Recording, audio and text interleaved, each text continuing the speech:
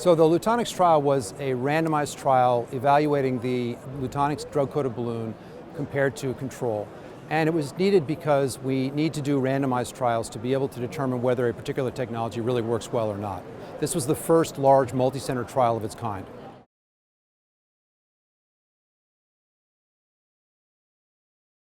So the study was a one-to-one randomization, so a prospective randomized trial comparing patients with dysfunctional arteriovenous fistulas against with getting treated with a drug-coated balloon versus a control balloon. They had to have successful vessel pretreatment with a high-pressure balloon, followed by treatment with a drug-coated balloon or control.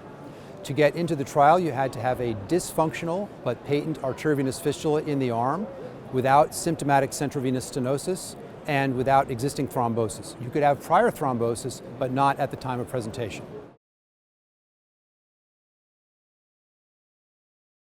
So the study had a number of different outcome variables. The primary outcome variable was 6-month target lesion primary patency, but it was a 2-year study, so it went all the way out to 2 years and is fully completed at this point. There was also a safety endpoint, which was 30 days freedom from any adverse event in the access circuit, and that was also met. So the 30-day endpoint was met very well, with no safety event, significant difference in safety events between the two arms of the study at 30 days, but also all the way out to 2 years. And one of the questions that people are asking right now is, was there any difference in mortality? And there was also no difference in mortality between the two arms at 2 years. So that's very reassuring in light of some of the other things that we're hearing at this conference. With respect to the findings regarding patency, at exactly 180 days, there was no significant difference in patency, although there was a strong trend. At 9 months, there was actually a statistically significant difference in patency, and if you look at the survival curves, starting at 2 months, they diverge, as you would expect, as the mechanical benefit of angioplasty is lost, and the DCB arm stayed above the control arm all the way out to and including 2 years.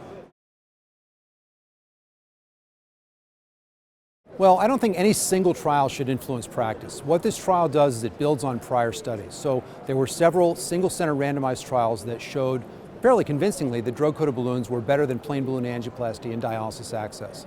This study then took it up a notch by taking a prospective randomized multi-center approach and essentially found the same thing, that there is at different times of the study and follow-up, there is either is or is not statistically significant difference, but always better patency over the control arm.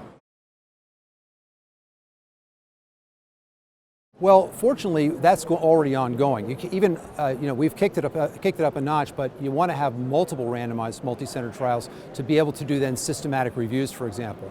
And so the Medtronic study, IMPACT trial, has already been fully enrolled, and we just learned that we're going to hear results on that in the fall. So we're looking forward to hearing those results. And there will be other large multi-center randomized trials as well for this technology. I think based on what we're hearing about mortality right now, we need to make sure we keep an eye on that and make sure that there is no signal there in these other studies.